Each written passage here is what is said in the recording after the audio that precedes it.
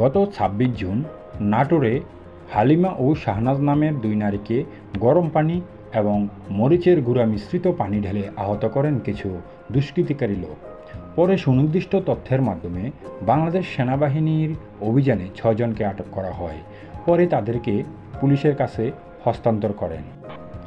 বাংলাদেশ সেনাবাহিনী এই ঘটনায় দ্রুত পদক্ষেপ নেওয়ায় স্থানীয় বাসিন্দারা অভিনন্দন জানান।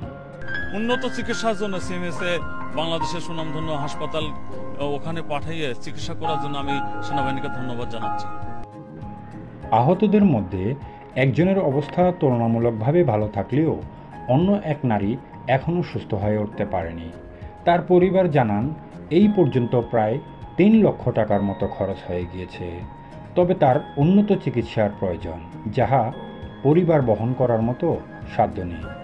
এমন তথ্য পাওয়ার পর সেনা প্রধানের নির্দেশনায় বাংলাদেশ সেনাবাহিনী ওই নারীকে বিনামূল্যে উন্নত চিকিৎসা সেবা দেওয়ার জন্য পদক্ষেপ গ্রহণ করেন। খুব খুশি আছি আমরা যে সেনা প্রধানের অনেক যারা চিকিৎসা করবে এর জন্য খুব খুশি আমরা।